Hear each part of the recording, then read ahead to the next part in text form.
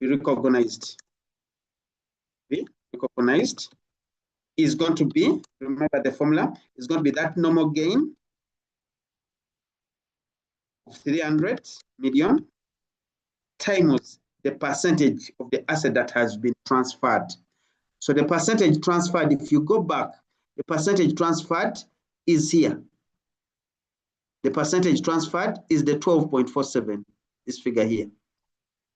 Okay, so times the 12.47, which is the percentage of the asset transferred. So you're going to get another calculation mark. So on my calculator, let me get the figure there.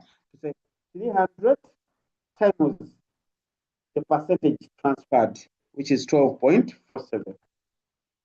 So I have something like 37.41 or 37.4. So I have 37.4 million. 37.4 million. So the examiner says that one again, half a mark calculation. So half a mark for calculation. You've calculated it in the 10 marks. You see how the 10 marks were being gotten along the way.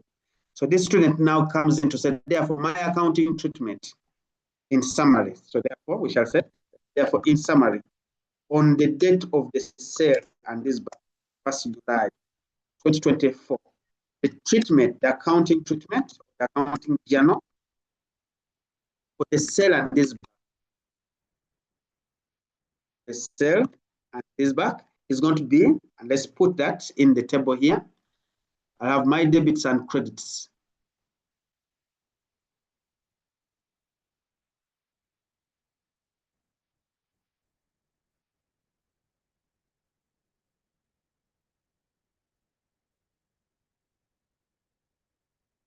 Okay, so I have a column for the debit and a column for the credit. And I'm going to pick right from the sentences I had. So one, I was told, or I said in my case here, that I qualified this to be a sale. When I qualified this to be a sale, I had that excess amount I received of 100 million, which I said I'm crediting as a financial liability. So I'm crediting this as a financial liability. So I'll come in here to say I'm crediting a financial liability account here.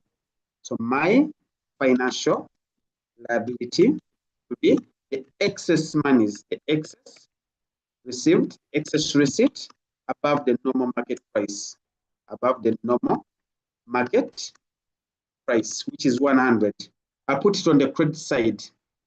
So I'm putting it on the credit side, it's 100 million there. Okay, let me just insert a line above. So if this is the debit, this is the credit. So I'll put it on the credit. So where did I pick that? As I was writing, I could have already opened up that summary down there, okay? Or I could have written it here to say, I'm crediting financial liability. Even if you wrote it here, the examiner will pick it from here and give you that journal mark, that this is 100 million, okay? Then you went ahead to say that the excess, okay, we're going to include the excess in the count in the total liability. Otherwise, that total liability, we've said that the total liability is a total of 878.8, of which 100 I've already taken it as a financial liability. Now I need the 787 as a financial, so as a lease obligation. So I'll come in here and say that I also have a lease obligation. Lease obligation, which is that present value, the future these payments. And that amount is 787.8 on the credit side again. 787 on the credit side, 0.8. So that statement came from the statement we made here. So we made that statement there. Okay, so we made that statement in here. Then the next statement was saying that this former asset, I'm going to derecognize it. I'm crediting it out of the PPE class with 600 million. I'll go and do that credit in this summary to say that I'm crediting the former asset. So former PE asset derecognized at its carrying amount. At its carrying amount. And that carrying amount is 600. So I'm crediting it out of the financial statements at 600. So that's another credit I have there. Okay. So I said that at that point. Then I said that now I have a new asset. The new asset, a right of use asset. I'm now recognizing it at 525.2. So I'm debiting it as 525. So another student would even have written it yet. I'm debiting the right of use asset with that 525.2 million. Okay, so let me go and put it down here to say that I have a new asset, which is the right of use asset, whose initial measure is now 525 on the debit side now, 525.5 million. Is it 0.5, 0.2? I think 0.2 million. Okay, so that statement, I've picked it right from here. Okay, remember that we forgot to talk about the cash, the 1,000, that the cash proceeds received would be recognized as, we could even have written it here, that the cash proceeds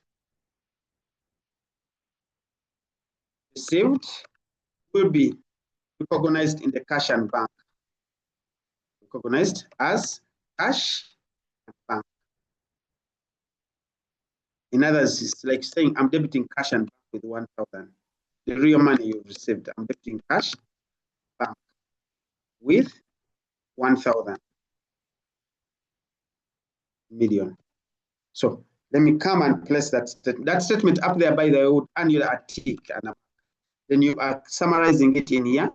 You see, either you put it up there or you come and put it in here to say cash and bank with the total proceeds received. So sell proceeds received, which is 100 million on the debit side now. 100 million. 1,000, sorry. 1,000 million in there. Okay. And then finally, you came in to say that finally, the gain or loss on disposal, which I'm going to recognize in the P&L, in this case is 37.4. 37.4, that's the gain or loss. It's a gain. If it's a gain, you're crediting the P&L. So me, a student would have said that I'm crediting the P&L, and they would have picked it from here. It's a gain, so I'm crediting the P&L, the gain. Disposal of 37.4 million. So let me put it down there to say that if I did put it there in that sentence, I would put it in here to say the gain on disposal assets, which I'm crediting to the P&L. Which I'm crediting to the P&L as 37.4. 37.4 million. And that was the last sentence, I think. So now can we come and total up the debits? When I total up the debits, I have 525.2 plus 1,000. That gives me 1,525.2 million. So that's the total I have down there for the debit. Can we also do the same for the credits? Okay, so I'll come in here and pick those figures. So I'll start on my calculator, 100, then plus 787.8, then plus 600, then plus 37.4. So I have 1,525.2. 1,525.2. So that's the double entry on 1st July to account for the sale and leaseback, which has that abnormality. So that abnormality has created a special entry there. A special entry there on the finance liability account or in the non-current liabilities. So that 100 would not have been there if it wasn't a sale at an abnormal price. Because I had a sale in an abnormal price, I have to put it there because it's part of this 1,000. There's a student who's going to say, what if we didn't have it at abnormal? Then go and take off the 100, go and also take off the 100 here, you remain normal 900. I want to answer that student quickly. But Bruce, what if we didn't have that abnormal price? and therefore it was normally at 900. Then we would have normally received in cash and bank 900 and would not have had that excess we're recognizing as a financial liability. So we would still have these figures balance. You see, I'm quickly preempting those people who are going to ask that question. Somebody is asking, where did we find the 87.53? That was the asset retained, the percentage of the asset retained here. We calculated it and they gave us a calculation mark that the percentage of the asset retained, and this is where students start getting it wrong. Instead of saying present value of the future lease payments, which is a lease obligation, instead of saying 8787, they would have taken the whole 887 wrong. Or if they had gotten it right, the denominator, instead of saying fair value of disposal proceeds, they would have said the total monies received 1,000 divided by 1,000. So that percentage of the asset retained is supposed to be based on the normal figures, the normal figure of the lease obligations and the normal figure of the disposal proceeds, the normal fair value of the market, the normal market price. So that person was asking, this is why we got it. And the difference then became the percentage of the asset that was transferred. We're using that difference to get the gain or loss. That gain or loss is based on that 12.547. Okay, so the question is why did we need the 87.753? We needed it for the new asset. The new asset, I always going to use that 87.53. So that's why we use it on the asset called the right of use asset, while the percentage that has been retained, we use it to get the gain or loss on disposal. So we use it down here. So both percentages will be used. That's why you need them. Okay, so minute to complete this question, a student was supposed to say that subsequently at the year end, subsequently, because the question still asks for even the finance cost and the depreciation. Subsequently, at the year end, which year end is 30th June 25. So now I'm going to amortize. So subsequently, at the year end, one, the finance cost. Finance cost, because they're not asking you to amortize the whole thing. They're only asking for the finance cost. But in your free time, you can talk about the amortization. So here I want the finance cost in total. So the finance cost in total. Okay. The finance cost in total is going to be computed as 5%. You remember? They told us that interest rate was 5%. It's here. That 5%, the implicit interest rate is 5%. So I'll use it. So I'll come in to say 5% of the whole 887 million, because I'm looking at the total finance cost, 887.8 million. Okay.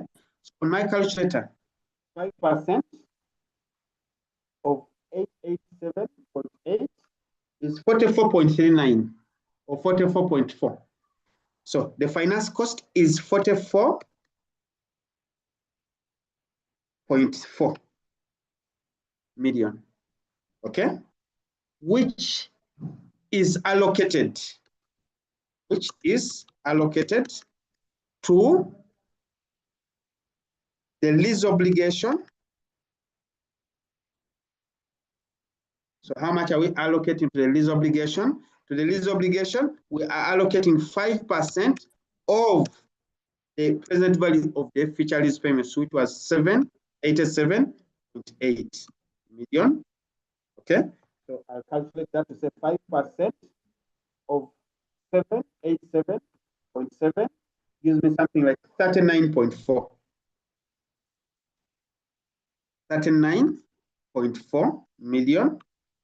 Okay, 39.4 million, which I'll put there.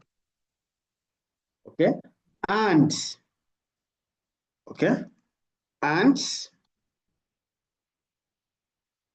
to the financial liability. The amount that I'm allocating to the financial liability is going to be 5% of the 100 million. 5% of the 100 million. Remember, the financial liability will give it 100 million. So 5% of the 100 million is 5 million. It's 5 million. And you're saying that which is recognized as below, which is recognized in the financial statements as, so you're running a double entry. So in that double entry, you say that you are going to debit the finance cost in the P&L. So you have your P&L, there's a line called finance cost, and you're putting that figure in total, the whole total amount. So that total amount is the 44.4. So your P&L has a line called finance cost, put the 44.4 million there. But there are going to be two credits. I'm going to increase, therefore, by amortizing the lease obligations. So my lease obligations are going to increase with the finance cost on the lease obligation. This will be the finance cost on the lease obligation. So the finance cost on the lease obligation, remember you've computed it as 39.4 million. So it will go in the lease obligations line. Remember that this will be standalone line under the non-current liabilities and the current liabilities, while the other credits shall go to the financial liability under Ifrs 9. So this will be if finance cost on the financial liability. How much have you put on in there? It's the 5 million. So this whole statement is going to earn you a mark. This whole statement is going to earn you a mark. But in the process of that mark, you have calculated the 39.4. You have calculated the 39.4. So you have half a mark calculation, just like you also calculated the 44.4. So this was also a calculation here. So you'll earn yourself a calculation mark there. And you've also calculated the 5 million. So there's a calculation mark there. So this student has 2.5 marks for just this statement that is talking about the finance cost. And finally, the depreciation. You also come in to say that the depreciation charge on the right of use asset, the depreciation charge on the right of use asset, abbreviating the word right of use asset, is, you want to compute it. Remember that your right of use asset, remember, it is 525.2. Divide by the 10 years. So 525.2 divided by 10 years, because at this period of 10 years. So this is going to be 52.5. 52.5, which is going to be recognized as, so you're saying that it's going to be debited in the P&L as an expense. So you have a depreciation charge in the P&L as an expense. Okay, so you have your 52.5 million there. 52.5, while the credit is the right of use asset. So your right of use asset receives that 52.5 as a credit, so it reduces the asset by 52.5 million. So this statement alone is going to give you a whole mark. When it gives you a mark, remember, you calculated the 52.5, there will be a calculation mark in the process. Sorry. There's going to be a calculation mark.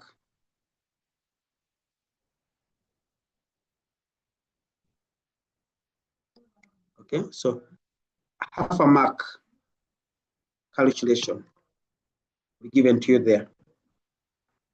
So a student could have asked himself, where were the 10 marks coming? There are more than 10 marks because there are so many calculations you're doing along the way. If you look back then and check whether you've answered your question, the question was discuss, you've been discussing. Those were those 8 principles you were talking about there, each earning your mark on a sale and leaseback. One of the special items in the 8 is the fact that the sale was above the normal market price. Then you've also advised the amount of the depreciation charge and the amount of the total finance cost.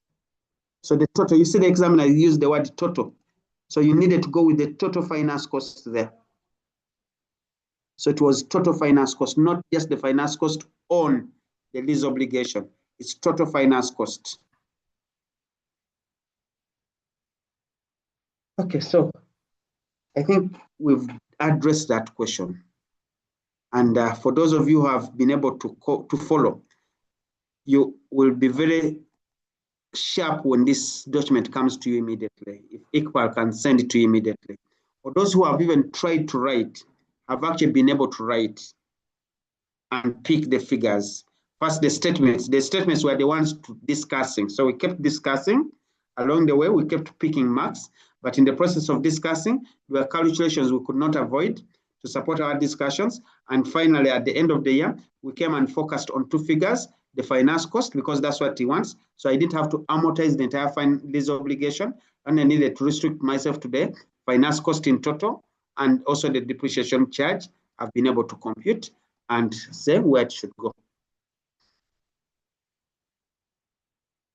Okay, so let me just check as we close whether I have any questions in the chat.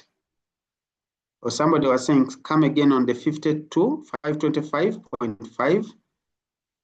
Is the student asking me from here? Because at that point, it was based on this statement, which we picked from the 8 principles. That new asset comes in form of a right of use asset. But here, the special case is that you compute it based on the carrying amount of the former asset times the percentage of the asset retained. That working, we have the carrying amount of the asset we know is 600, but the percentage of the asset retained, we have it here. The asset retained is 87.53, which we computed using this formula. So that's how we got the 525.2. The person was asking. So we got it based on that formula, where that formula had a sub-working for the 87.53. The sub-working was below here. That we got the normal present value of the lease obligations against the normal market price of the asset to get the percentage that has been retained. Okay, so I think I've addressed that person as well. So we bring this to an end. This is what I'll kindly ask you to do in your free time. If you look at what we've done on leases, Ifrs 16. So we've done and left something which is not so much in the exam, but you never know it can happen. So we've done the most urgent ones, the most important ones, regular examine. That one will always come, or mostly come. Okay, we've done it with a question, which was in Excel. We have also done this one, which can be stubborn, especially when I bring in that abnormality. That can be the problem. When I bring in that abnormality, I've done it because if I take out the abnormality and it becomes normal, you just go and take out the 100 in the financial liability of credit and also take out the 100 from the debit cash and bank, and you go back to normal. That's the way you work backwards to say, what if Bruce, it was normal price? Just take out the hundreds from that summary double entry I did. Okay. Then what I'm asking you to revise or to read on your own is accounting for leases by the lessor in respect of either finance lease or an operating lease. I think we've had 1 or 2 questions in the past, not long ago. It was actually a compulsory question, question 1. And remember the name, I think, later. Then I give it to you. So that question was ever examined. Had quite a couple of marks, I think, about 4 or 5 marks. I think I remember it was a finance lease, not even an operating lease. Because operating lease is so easy. So a finance lease is a little bit has some issues to deal with in there. But in reality, accounting for leases by lessor, very rare. I think that's why in the last 5 or 6 years, it has only come once. Though in section A to make it compulsory, it was made compulsory. Could not run away from it. It had about 5 marks, I think, in there. Okay, so read it for me if you can't read it for yourself. Because in the evening when I come back, or when you return, we're going to deal with a section A question, group accounts. Group accounts. Okay, now, if time allows, either today in the evening or tomorrow, because I think our next meeting will be tomorrow in the morning, 8 a.m. to midday. If we don't handle Ifrs 2 today in the evening, after the group accounts question, then we shall handle it tomorrow. Tomorrow. So in any way, either today or tomorrow, we must do Ifrs 2. share-based payments. Share-based payments, because again, that's a key area that you never know could be in this paper, in this sitting. Great. So yes, we've gone really way beyond our time, but for good reasons. Let me wish you a good lunch, and let's meet again in the evening. Remember, our time in the evening, for those of you who are not aware, our time in the evening is going to be at 5 p.m. to 9 p.m. That's the time we're meeting. 5 p.m. to 9 p.m. So let's come in on time, and we'll start on time. It's a section A question, consolidations. Thank you.